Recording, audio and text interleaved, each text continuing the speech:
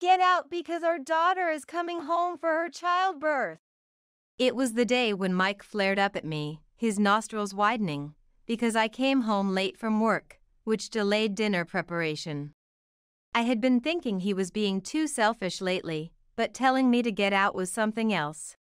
Besides, I hadn't heard anything about our daughter coming home. Why do I have to leave? Just because I got home a bit late? I couldn't understand why Mike was so angry with me. After retiring, Mike has been staying at home all day while I work outside. It's no exaggeration to say that I am the one who earns the living for this house. Yet, I've started to feel sick of Mike's grumpy attitude. You make me so irritated. Don't ever come back. I'll live happily with our daughter and grandchild. Mike's words finally made my anger explode. Fine then. If that's what you say, I'll leave. My name is Sally, I'm 60 years old. I live with my husband Mike. I've been managing a cafe that we opened 10 years ago while also taking care of housework. Mike retired this year at 65. So, during the day, he seems to relax by watching TV or gathering information about horse races. Initially, I wanted Mike to rest after years of hard work, but recently, I've been questioning him not doing anything around the house. But that's not the only bad thing about Mike. He gets angry if I even spend a little time relaxing at home, despite not doing any housework himself. I've worked hard as a company employee for a long time. You're lucky, just running a cafe as a hobby. You don't know the struggles of a company employee. At least work for others in the house. That's Mike's favorite thing to say. He must have been given unreasonable tasks by his superiors when he was working. I understand his frustration. But it's presumptuous of him to tell me to work for others. Also, I'm not running the cafe just as a hobby. I manage it with a strong belief in making customers happy with my cooking. Hiring employees is not something I take lightly. I carry their lives on my shoulders. I didn't want it to be dismissed as a hobby. Mike's high-handed attitude towards me and thinking only about himself has been irritating me daily. These frustrations have been part of my daily life, but lately, Mike's attitude has been getting worse. As the owner of the cafe, my life involves going to work every day if there's a staffing shortage. Since all employees are part-timers and we operate on a voluntary shift system, there are often days when shifts aren't filled. Even so, Mike wouldn't do anything about the house. One Sunday, one of the employees told me, "Sally, please take a break sometimes." Accepting their kindness, I decided to take a break. While reading in the living room, Mike, who had been reading a horse racing magazine, snapped at me with a scary face. It's already 0 p.m. Stop reading such books and quickly make lunch. I was so engrossed in my reading that I hadn't realized it was already lunchtime. But that's no reason to get angry. After all, there were things Mike could have done instead, like giving me a heads up a bit earlier or preparing something himself. I had many things I wanted to say, but I knew arguing would only lead to more retorts. I sighed and responded, "Sorry, I completely forgot. What would you like?" "Just make anything quickly. I'm hungry." I ended up making pizza at Mike's insistence. Unfortunately, we were out of bacon, so I used chicken instead. Sorry for the delay. Pizza only? Isn't there any soup or salad? And chicken pizza is the worst. Make it again. Mike grimaced at the pizza I had made with effort. I never expected such heartless words, and it made me want to frown. What? But we don't have any bacon, and making something else would take more time. Then go buy some. Mike waved me off as if shooing a fly. This was too much. But arguing here would only make him angrier, I could see that. In the end, I rushed out to buy bacon. I regretted not choosing another dish, but I sighed, thinking that I would have been complained at either way. When I offered Mike the remade pizza with bacon, he started eating it without a word of thanks, still looking at his horse racing magazine. I wonder when our marriage became so cold. While I was busy with work, Mike had become such an uncaring person. I dreaded thinking about our future life together as a couple. Mike's laziness wasn't just about not doing housework and ordering me around. He was a playboy. I knew Mike often went to nightclubs. Once, I had confronted him. Why do you go to places like that? But even then, Are you criticizing my hobby? You run a cafe as a hobby, don't you? It's the same thing. Mike retorted with a nonsensical logic. Needless to say, I was unconvinced by such an excuse, but no matter how much I scolded him, Mike wouldn't stop going to nightclubs. Since he retired, he had more free time and thus went out to play even more. When I confided in a friend, she naturally suggested, Why don't you divorce him? "That's easier said than done." Of course. Though I understood, I couldn't easily make the decision to divorce. I married Mike when I was 35, and frankly, I thought it was a miracle that I got married at all. I lacked confidence in my looks and didn't come from a particularly good family background. Coming from a poor family, I thought I'd end up living a lonely, single life, so I was very happy to have married Mike. Moreover, Mike wasn't always this domineering. It was my fault for pampering him too much. Mike had grown arrogant with age and became selfish. Considering this, I had convinced myself that having an unreasonable husband was better than being alone. I also naively hoped that Mike might mellow with age. Like the old Mike, I hoped he would settle down as he got older. "I'm going to the races today." One Saturday, Mike left for the races, humming a tune. He was always in a good mood when going to the races. I had work that day, but if it made Mike a little happier, I wanted him to go, as long as he stayed within his allowance for betting. Have a good time. I'll probably be late today. Yeah. Mike, preoccupied with thoughts of racing, hardly listened and left the house. I went to work as usual. Looking at the cloudless sky, I felt geared up for another busy day. I'm home. It was 10 p.m. when I finished work. It was Saturday, and I was late because of preparation work for the next day. Usually, Mike would buy his own dinner on such days, but this day was different. What time do you think it is? I told you I'd be late. Sorry. I didn't hear that. What about my dinner? Didn't you buy something? Shut up. Why would I? Seeing Mike's angry face, I realized everything. He had lost at the races and spent all his money. So, he didn't even have money for dinner. It had to be something like that. Tired from work, I started cooking right there. I could only make something simple, but Mike, probably starving, ate it voraciously, still with an angry face. A turning point finally arrived in our cold marriage. Get out because our daughter is coming home for her childbirth. It was the day when Mike flared up at me, his nostrils widening, because I came home late from work, which delayed dinner preparation. I thought he had been too selfish lately, but telling me to get out was outrageous. Besides, I hadn't heard anything about our daughter coming home. Mike and I have a daughter named Mary. Mary is 30 this year and moved out after getting married 2 years ago.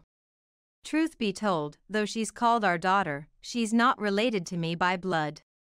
She's Mike's daughter from a previous relationship. But I raised Mary as if she were my own daughter. We became a family when Mary was 5 years old, and it was quite a struggle to build a relationship of trust. I patiently talked to Mary, gave her what she wanted, and even had fights, through which she started to treat me like her real mother. I was lonely after she got married, but as long as Mary was happy, I was content. It was about 7 months ago that I received a call from Mary, telling me she was pregnant. Of course, I was happy, and so was Mike. He was thrilled. Seeing him so excited about meeting his grandchild made me feel warmly towards him, realizing he had such adorable sides.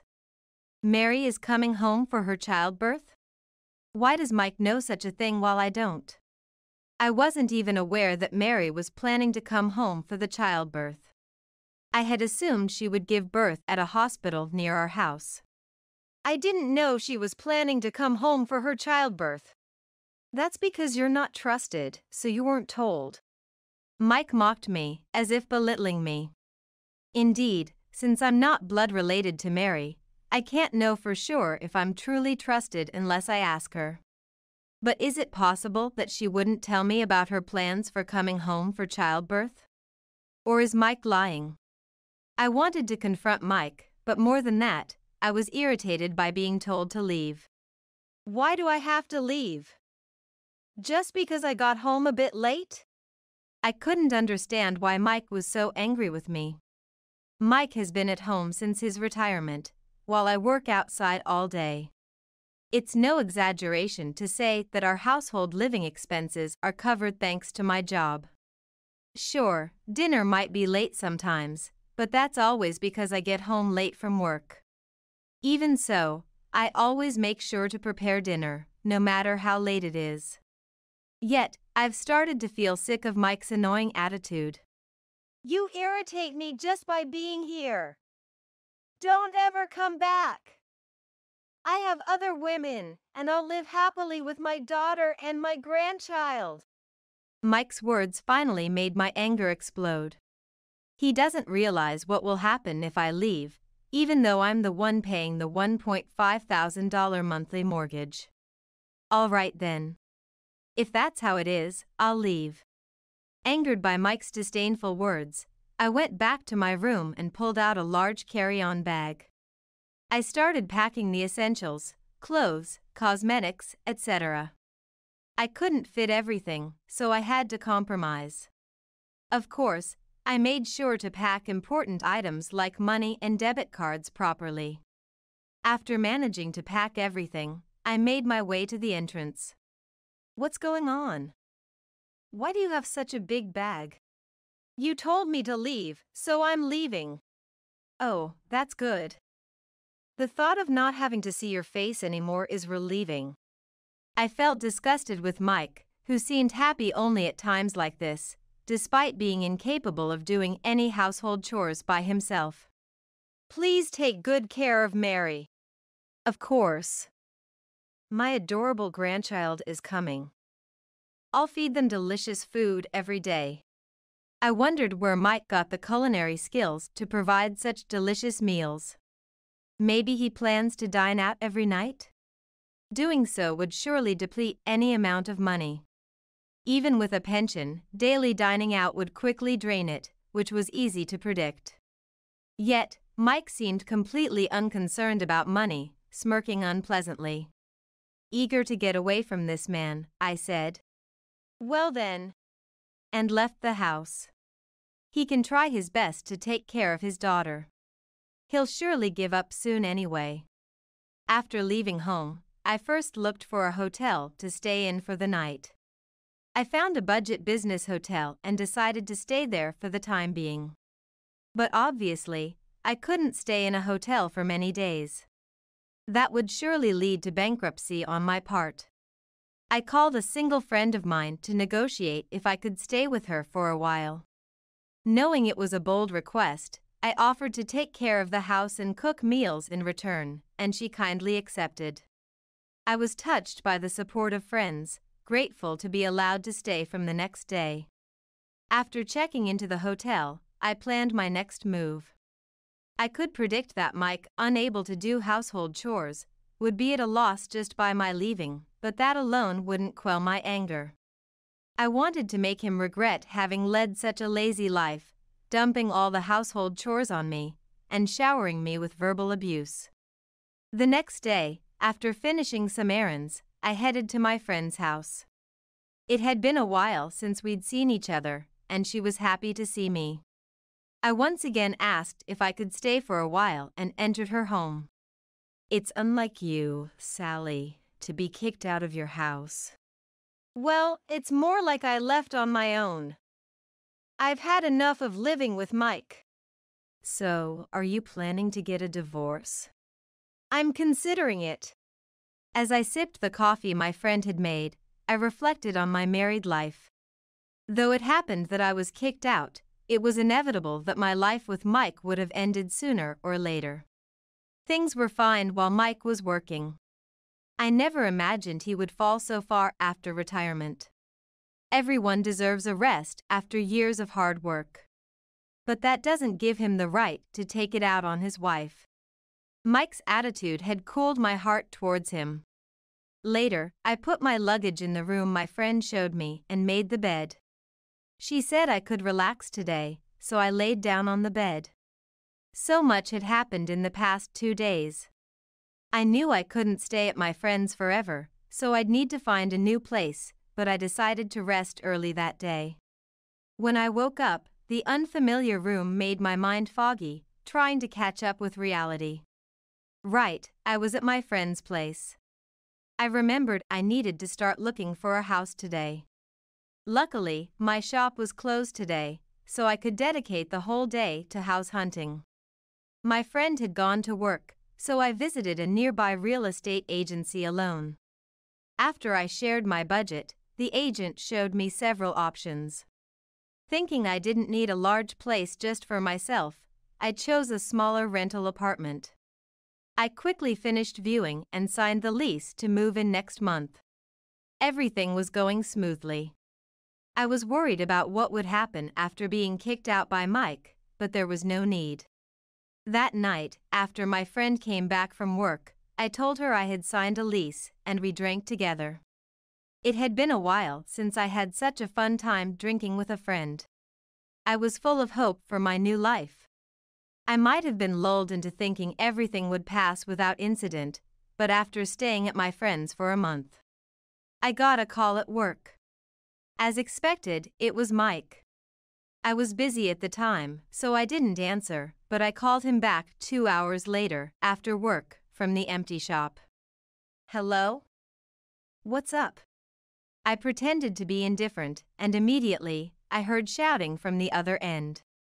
I instinctively pulled the mobile phone away from my ear. Why didn't you answer your phone? I couldn't help it. I was at work. Besides, I'm calling you back now, so it's fine. Mike clicked his tongue. I held my breath, waiting for his next words, which soon came out meekly. What's this about the loan? Weren't you paying it? Loan? What are you talking about? I feigned ignorance. The mortgage. I got a call saying it hasn't been paid. What's going on? Mike's voice trembled as he explained the situation. I couldn't help but feel a surge of laughter inside. Actually, the day after I left, I had transferred the house deed from my name to Mike's. It was initially bought under my name since I had the income, but since I left, it wasn't mine anymore. Now that Mike would be living there alone, it was only natural for the deed and the mortgage responsibilities to be his. Mike seemed aware I had been paying the mortgage with my hard-earned money, but he hadn't realized its importance. So, he was panicking over the sudden responsibility for the mortgage payments. The house and the mortgage aren't mine anymore. They're yours, Mike. So, it's only natural for you to pay. Why? It was bought under your name. You should pay it. Too bad.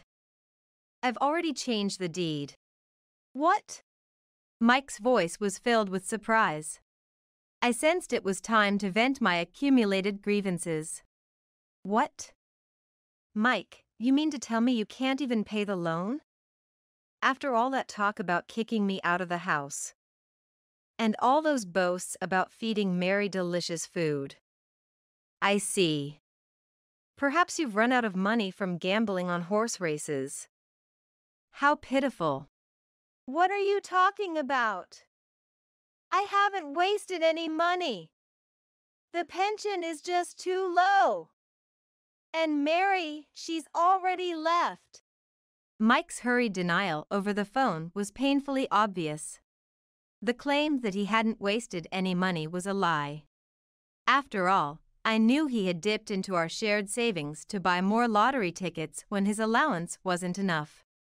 So, I was aware that Mike lacked the capacity to pay the loan. He complains about the pension being low, but he was supposed to receive a decent amount. The fact that $1,500 for the loan isn't available means he should have enough to live on normally. I thought to myself, detached. I know you've spent all our savings on your hobbies, Mike. Must be nice, immersing yourself in your hobbies every day. You didn't have to do anything, 3 meals a day appeared, and I did all the laundry, trash, and cleaning. It was easy for you, wasn't it? That's right. I need you. I can't live without you. Please come back. This time, Mike pleaded with me to come back, changing his tone to one of desperation. I was beyond being appalled by Mike's willingness to change his attitude for self-preservation. It was embarrassing. I can't live with you, Mike. After all the exploitation and being told never to come back, do you think I would return? Mike, how old are you? You're an adult, aren't you? Take care of yourself. I never thought you were so foolish to kick me out without even the readiness to manage on your own. Don't call me ever again. We're getting a divorce. You will pay off the entire loan. Enjoy your remaining years with Mary and your grandchild. Goodbye. I hung up the phone, cutting off Mike's attempt to say something. Calls from Mike came through immediately after, but I rejected them on the spot. Looking at the now quiet mobile phone, I was suddenly overcome with exhaustion. When was the last time I got angry at someone? It's not in my nature at all. I had never really gotten angry with Mike because, fundamentally, I disliked being angry with anyone. I never wanted to go through something like this again. Though it meant losing both a husband and a daughter, continuing as Mike's wife was unbearable. A few days later, Mike somehow found out where I was staying and sent a letter. It expressed remorse and pleaded for me not to go through with the divorce, asking me to come back. I didn't respond to the letter but sent back only the divorce papers. Mike hesitated to proceed with the divorce, but perhaps resigning to the fact that I wouldn't respond to his letters, he submitted the divorce papers a month later. Finally, we were able to start walking separate paths in life. Sometime later, I received another call. I had blocked Mike's number, so I was curious to see who it was. It turned out to be Mary. Hello? Mary? Mom? It's been a while. Mary sounded excited over the phone. What's up? A baby girl was born this morning. Congratulations. Thank you. Hearing the news that the baby was safely born made me incredibly happy. Did you come to the house last month? I'm sorry I wasn't there. No, it's okay. I wanted to surprise you by coming home for just one day. But only Dad was there, and he misunderstood about the childbirth.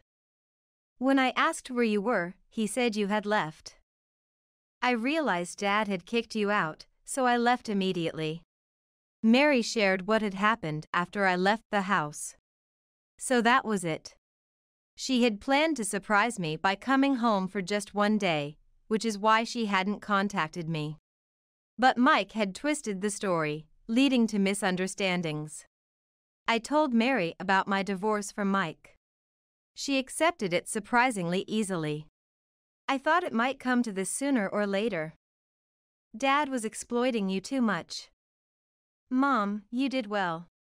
Mary had always been on my side. Knowing this brought me peace and affirmed my love for her. Later, I visited Mary to see my granddaughter. She was adorable, and holding her tiny hands was incredibly moving. Holding such a fragile being made me realize the joy of grandparenthood. Having never raised a baby myself, I visit Mary regularly now, and her husband has warmly welcomed me. I never imagined such happy days would come. Mike hasn't shown up at Mary's house, perhaps still shocked by our divorce. But I couldn't care less. He might be living alone now, struggling with daily chores, drowning in despair. Covering the loan and living expenses with just his pension must be tough, so he might have to work. The image of Mike's downfall crossed my mind, but it no longer concerned me. I'm so glad you're my child. Me too. The one thing I'm grateful to Dad for is marrying you, Mom. Mary and I exchanged smiles, and at that moment, it felt like even my granddaughter smiled for an instant. I have $1.50. Can you take me to where Mommy is in the sky? Standing in front of the bus driver, little Eliza pulled out her wallet from her backpack and offered the money to the bus driver. That's... Confronted with Eliza's earnest gaze, the bus driver looked at us, bewildered. Eliza, come here. I hugged Eliza and explained that it takes more than a bus ride to go where Mommy is now. That Mommy is in the sky because of something I said too casually. Believing my words, Eliza had been desperately figuring out a way to see Mommy. I thought I was being supportive, but I hadn't understood Eliza's feelings that. Learning of Eliza's thoughts made my heart feel like it was about to burst.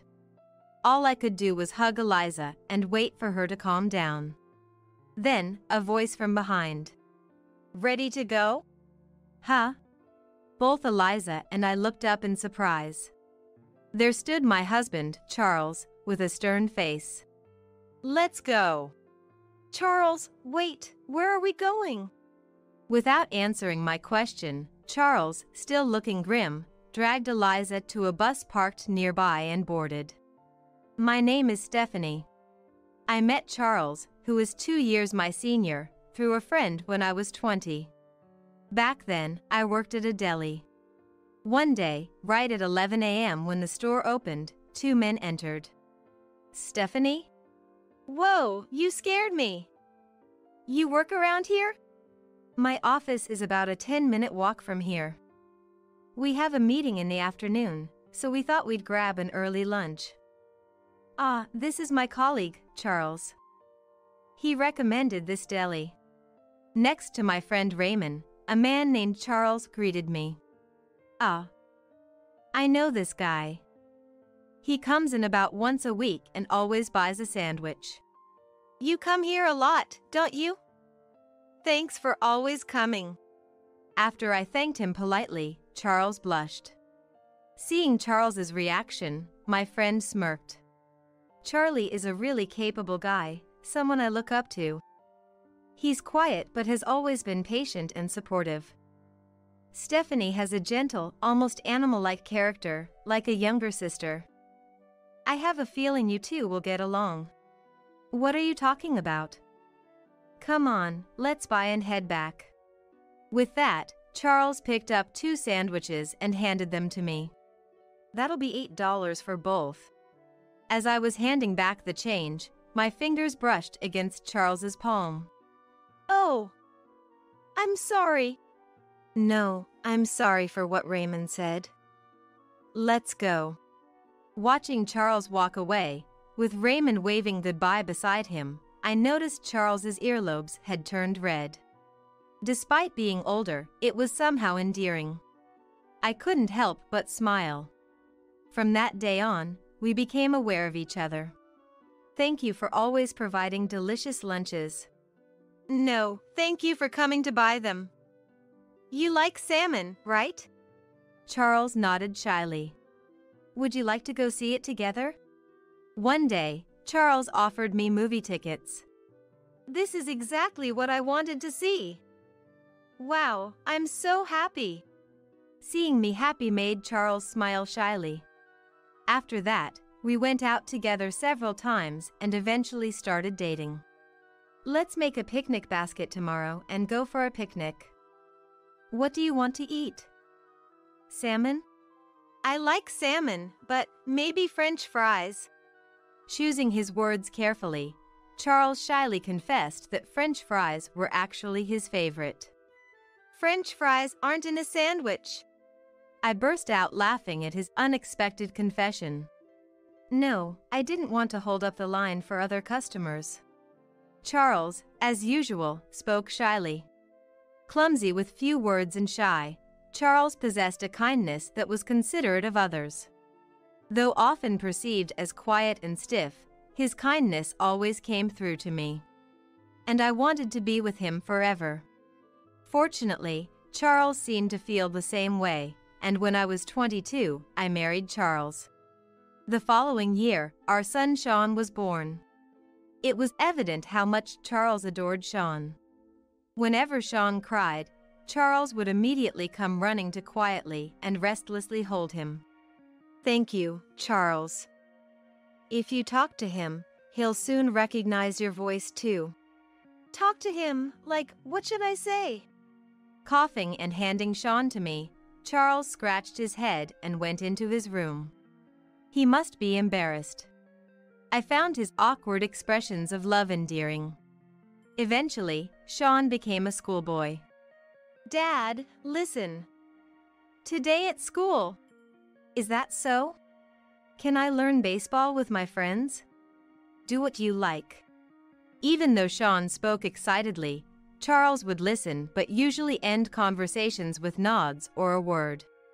To me, who understood Charles, it was nothing unusual, but as Sean grew, he began to speak less to his father. Sean, did you message Charles that you got into your first choice college?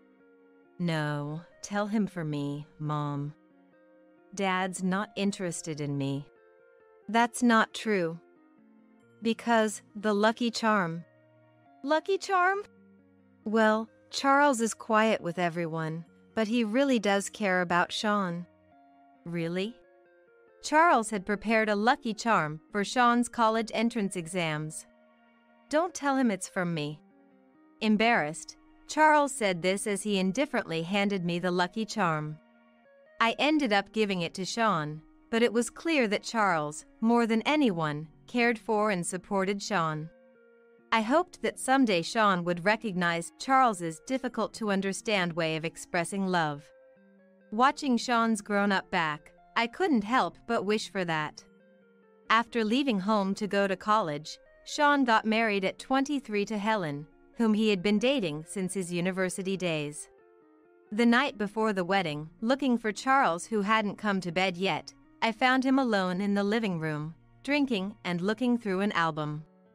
He's grown up. I could barely hear Charles's hoarse voice. Trying not to be noticed by Charles, who was flipping through the album while sniffling, I quietly returned to the bedroom. The following year, Sean and Helen had a beautiful little girl named Eliza. Sean's family lived in an apartment an hour's drive from us, and they always invited us for celebrations, allowing us to witness Eliza's growth up close. Eliza, it's Grandma. Holding Eliza, she would brightly smile back. Eliza, resembling Helen, had clear and distinct features. She wasn't shy and was so adorable that I was completely smitten with her. And beside me, Charles silently offered his index finger to Eliza. When Eliza grabbed Charles's finger, he finally allowed himself a slight smile. Grandpa loves you very much, Eliza. As I spoke for him, Charles's face turned bright red. Eliza stared intently at Charles. The growth of a grandchild seemed even faster than that of one's own child. Before we knew it, Eliza was walking and talking. When alone with Eliza, Charles would softly talk to her with a gentle smile, but he seemed embarrassed to be seen doing so by others. Grandpa, Grandpa. Eliza, Grandpa is busy. Let's play over here with me. Even when Eliza called him in front of Sean and Helen, Charles, embarrassed, would escape to his room. I watched this with a mix of amusement and exasperation. However, Sean sighed beside me. Does Charles have a hard time with little kids? I think he just doesn't like the noise. I barely have any memories of playing with him either. Maybe we shouldn't bring her over. That's not true at all. Hearing Sean and Helen's conversation, I vehemently denied it. Charles cares deeply about both Sean and Eliza. Really? With a look of skepticism, Sean stared at the closed door of Charles's room. I wished the family could understand the kind, family-oriented man that Charles was, but how could I make them see? I was at a loss. Afterward, Sean seemed to continue harboring feelings about Charles's behavior, but Helen saw things differently. This is a matching towel for you and Eliza, if you'd like to use it. Helen handed Charles a bath towel. A cute towel with a bunny pattern. Far removed from Charles's stiff personality, I couldn't help but laugh. Ah, thank you. That's all Charles said before he quickly retreated to his room. I wondered if Helen noticed the slight softening in Charles's expression. Helen continued to make an effort, speaking to Charles whenever she could. Helen, thank you for everything with Charles. I expressed my gratitude to her when Charles wasn't around. Eliza loves Charles so much. Children have sharp instincts, don't they? I wanted to get to know Charles better myself, so I've been trying to engage more actively, she said cheerily. I was glad Helen was such a wonderful person. Sports days, school performances, summer vacations, Christmas. At least these 4 times, we could meet Sean's family, and each time, we were overjoyed to see Eliza growing up healthy and happy. However, our happiness was abruptly shattered. Helen was killed in a car accident on her way home. Hello, Mom, Helen. Helen. It was a pleasantly cool autumn evening, just a month before Eliza's 6th birthday, when Sean called us. We rushed to the hospital. There, we found Helen, already cold. Beside her was Sean, sobbing uncontrollably in public. It seemed Eliza was still at the childcare center. Mom, stay with Sean. I'll go pick up Eliza from the childcare center. With that, Charles, while worried about Sean, left the hospital room. It was after midnight by the time Sean and I got home, having dealt with the hospital, police, and various procedures. Welcome back. Where's Eliza? She's sleeping in my bed. I made sure she had dinner and took a shower. Thank you. The sink was left with unwashed chopping boards and pans. Sorry. I fell asleep after putting her to bed. I'll clean it up now. No, I'll do it. Thank you, Charles. Helen was particularly careful with Eliza's meals due to her allergies. So Charles, who rarely cooked, must have prepared dinner for Eliza. Charles had never taken care of his granddaughter by himself before, but I thought he did a great job. Back home, Charles silently stayed by Sean's side as he broke down crying again. Eliza faced Helen's body for the first time at the funeral. She looked as if she was sleeping, beautifully dressed. Daddy, why is Mommy sleeping here? Unable to bear Eliza's words, Sean ran out. Eliza watched her father leave with a puzzled look. Mommy's not going to wake up anymore. She's gone to heaven. Did Mommy go alone? Take me with you. Eliza held on to her mom's hand. Mommy, let's go home. You'll catch a cold sleeping here. At just 5 years old, Eliza couldn't understand that her mother would never wake up again. Neither Charles nor I knew how to explain it to her, so we just stood there, helpless. Somehow, we made it through the funeral and returned home. I was worried about Sean, who seemed numb and drained of tears. Hey, Sean, why don't we live together? With 3 adults, we can properly take care of Eliza. Seeing Sean so shut down and shocked, we offered to live with him. Sean nodded silently, and that settled it. We would live together. Wow, I get to live with Grandpa and Grandma? Yay! I hope Mommy comes back soon. Eliza, not understanding anything, was happy with the idea. Leaving already? What about breakfast? I'll eat at the office. I'll be busy for a while, so don't bother preparing dinner. Sean left at 6 a.m. and returned at 11 p.m. By the time he got home, the 3 of us were already asleep. He wouldn't talk to anyone, just took a shower and went to bed. And left before Eliza woke up. Sean seemed to be immersing himself in work on purpose, trying not to think about Helen. Give this to Sean. Worried about Sean, Charles bought a box full of the chocolate Sean used to love. From Charles. I didn't know if Sean was eating properly at work, but every morning I gave him the chocolate along with a sandwich for breakfast. Every morning, Eliza would wake up and ask if Mommy had come back. Mommy's in the sky now. We can't see her, but she's watching over you, Eliza. Each time, I took Eliza in front of the portrait and explained. Let's say good morning to Mommy. Good morning. Eliza looked unconvinced, and I forced a smile. Come back soon. I heard Eliza's whisper, but I tried to override her words with my own. Today, we'll go pick flowers with Grandma. Since Helen's death, Eliza hadn't gone to childcare. She didn't want to go without Helen, who always took her there. With her mother gone and seeing her father rarely, Eliza must be feeling insecure. Thinking this, I decided to stay by Eliza's side as much as possible to distract her. If you keep looking down, Helen will scold you. She said there was nothing happier than seeing you and Eliza smile. I tried to cheer up Sean, who remained withdrawn, but mentioning Helen's name brought silent tears to his eyes. I'm sorry. But you're Eliza's father. I know. After saying that, Sean quickly left the house. Meanwhile, Eliza, still not doubting that Helen would return, kept asking about her mom every day. Each time, I told her Helen was up in the sky and took her in front of the portrait. Mommy can hear you from here, why don't you talk to her? But Eliza remained silent, just staring at her mom's portrait. How can these 2 get through this? I sighed deeply.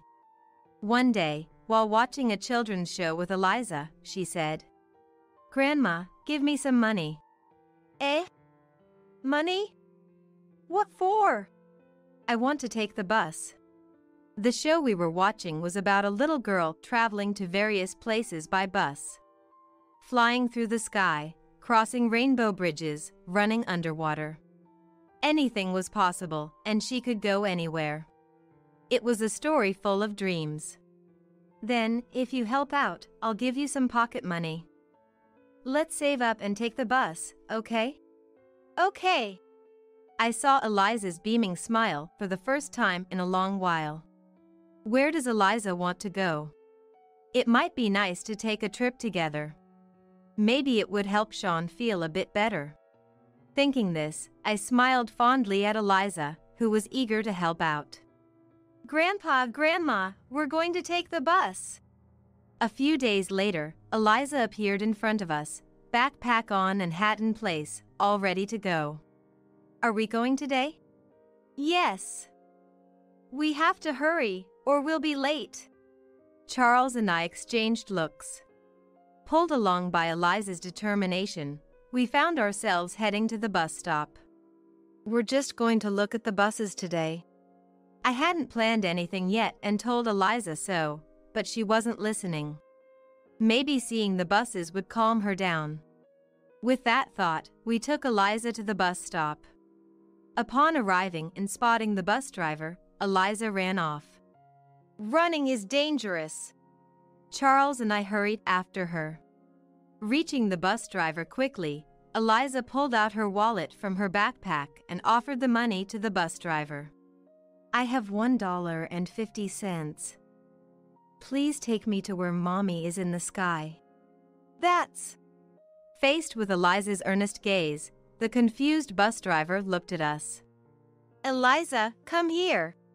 I hugged Eliza and explained that it takes more than a bus ride to go where Mommy is, that Mommy is in the sky because of something I said too casually. We can go. We can go anywhere. I want to go see Mommy. Eliza cried, arguing that since the bus on TV could fly, taking the bus meant she could go see Mommy in the sky.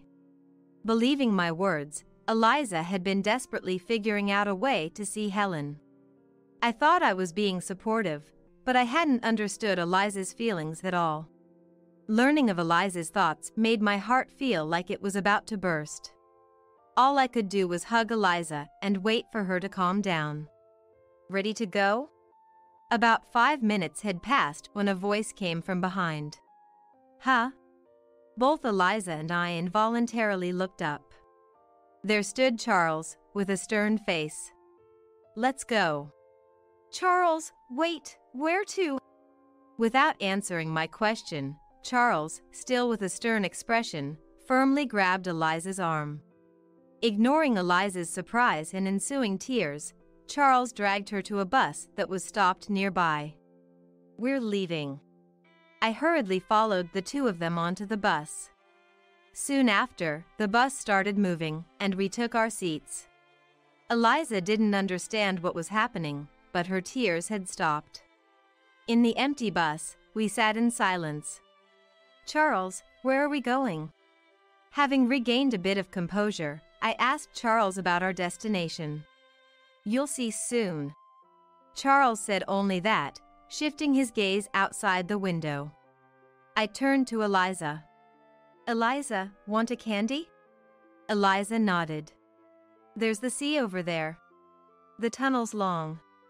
To break the awkward silence, I made an effort to sound cheerful. After about 30 minutes. We're getting off at the next stop. Charles said this and began walking as soon as the automatic door opened. Holding Eliza's hand so we wouldn't fall behind, I followed him. Charles left the bus stop and got into a taxi that was waiting. Holding Eliza's hand, which looked anxious, we also entered the taxi. Charles must have told the driver the destination before we boarded, because the taxi started moving as soon as we got in. Going out with Grandpa and Grandma is nice, isn't it?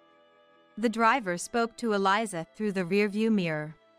Eliza didn't reply with much enthusiasm, but the driver continued. There's a place nearby that sells delicious cookies. You should ask them to buy you some. Okay. Hearing about cookies, Eliza's expression lightened slightly, and the driver smiled kindly at her.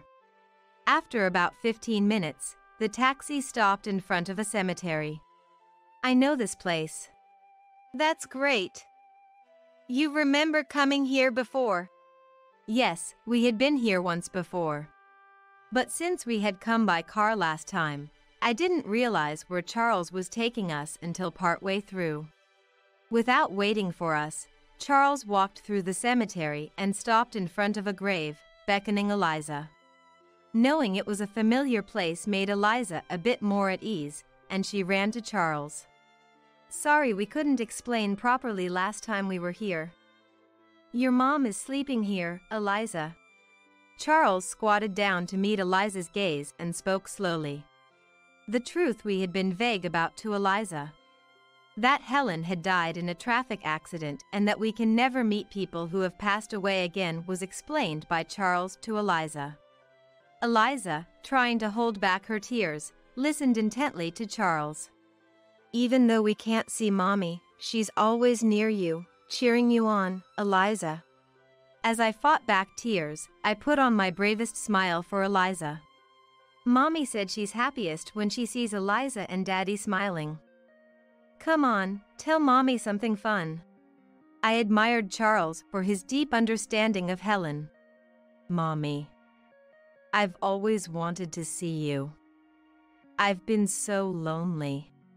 Eliza, seemingly unable to think of a cheerful story on the spot, began to express her feelings little by little. I did a lot of chores because I wanted to see Mommy. She talked about working hard on chores to earn bus fare to see Mommy, learning how to wash dishes, and experiencing her first bus ride through a long tunnel. As she spoke, Eliza's expression gradually became brighter. Ah, there's a cookie shop nearby that Mommy liked. Eliza remembered what the taxi driver had mentioned earlier. Then, let's buy some on the way back and eat them together. Is Mommy coming home with us? Mommy is always near Eliza. You just can't see her. But she's there, so let's talk a lot at home, okay? Yeah. Seeing Eliza's spirits lifted, Charles and I felt relieved. That evening, Eliza was in front of the portrait. The cookies were delicious. Have some, Mommy. Good night. Eliza, who rarely talks in her sleep, said something that night. Mommy, let's race to the other side. It seemed like she was playing with Helen in her dreams. Charles, thank you. I was grateful to Charles for having the courage to explain the truth to Eliza. Now it's Sean's turn. I had no confidence in cheering up Sean. A week passed. I had fallen asleep while putting Eliza to bed and woke up around 11 p.m. Oh no, I still haven't washed the dishes. Walking down the hallway to the kitchen, I heard a voice from the living room. Have a drink with me. Peeking inside, I saw Sean had just returned, holding a bag in one hand. I'm too tired. Sit down. Charles firmly made Sean sit and poured him a glass of whiskey. We went with Eliza to Helen's grave the other day. Charles told Sean about how Eliza had saved up money from doing chores to take the bus to see Mommy, how she cried at the bus stop wanting to see Mommy, and how they had explained the truth to Eliza, who understood. Eliza has managed to sort out her feelings and is now living looking forward. It's about time you did too. Sean interrupted Charles by placing his glass down. It's not that easy to just switch feelings. Sean tearfully argued that he still couldn't accept Helen's death and had been intentionally immersing himself in work to avoid thinking about her. I'm not a child. I can't just accept it like Eliza. You can't possibly understand how I feel. Charles glared at Sean, who was screaming irrationally, losing his composure. It's not because she's a child that she accepted it quickly. Eliza struggled for a long time before she could accept it. On top of losing Helen, her father, you, weren't around either. The one Eliza wanted to rely on the most was her father, you. Indeed, Eliza, though she never verbalized it, always cared about Sean. No matter how much we were there for her, the sudden separation from the family she had lived with must have been incredibly unsettling. Hearing Charles's words, Sean calmed down a bit. We're at an age where anything can happen. When that time comes, who will protect Eliza? Only her father, you. Sean looked down, tears streaming. Pour all your love into Eliza, for Helen's sake. We're a family, so we should spend time together and get through this together. Before long, tears were also streaming down Charles's face. Charles's words must have struck a chord with Sean. Making sure not to be seen by the two men, I quietly returned to the bedroom. The next morning, all the dishes in the sink were washed, and 2 glasses were set out to dry. Thanks for washing up. Did you have a drink with Sean? Yeah. What did you talk about? I don't remember, was too drunk. Charles, opening his newspaper wider to avoid the question, showed he could keep the confidentiality of a man-to-man conversation. This was another aspect of Charles that I appreciated anew. After that, Sean began to eat breakfast at home. Good morning, Daddy. Eliza, overjoyed to see her dad in the morning, was lovingly patted on the head by Sean. Eliza, want to go to the childcare center together? Let's go.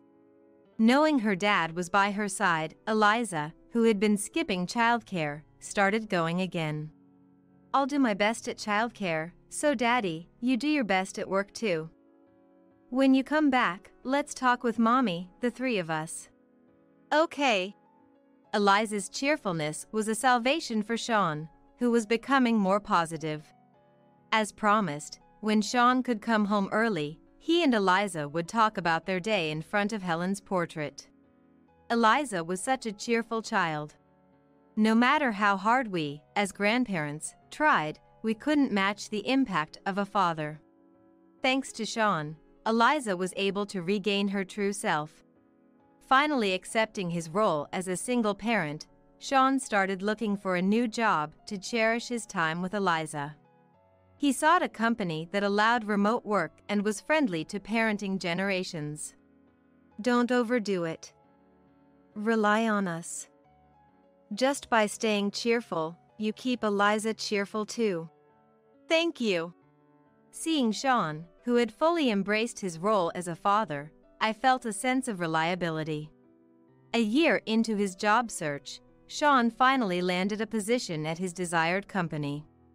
Thanks to this, he could now attend school events held on weekdays and spend Sundays enjoying activities or visiting places Eliza wanted to go. What do you guys talk about when you drink together? On Sundays, after Eliza had gone to bed, Charles and Sean would invariably start drinking. Curious about their conversations, I asked, but apparently they didn't talk about anything specific. Well, that's understandable when Charles is involved. Charles, who silently and kindly watches over everything. Surely, his kindness must be felt by Sean as well. Perhaps for a father and son who understand each other, words are unnecessary. I found their relationship somewhat enviable. Eliza, what happened to this shoe? One day, I noticed an unfamiliar, cute pair of shoes at the entrance. Grandpa bought them for me. They're my favorite sky blue. Charles, sitting on the sofa, blatantly avoided my gaze. It's fine to buy them, but why did Charles look away from me? These pencil cases, notebooks, socks, and hats were also bought by Grandpa. So many? Indeed, last Saturday, when I was at the optometrist, they had mentioned going out together. Probably, Charles couldn't resist his adorable granddaughter's requests. Imagining the scene, I couldn't help but laugh. What's so funny? Nothing. Grandpa is just so kind. Eliza smiled and nodded. Grandpa told me to be like Mommy, so I have to try my best. Like Helen?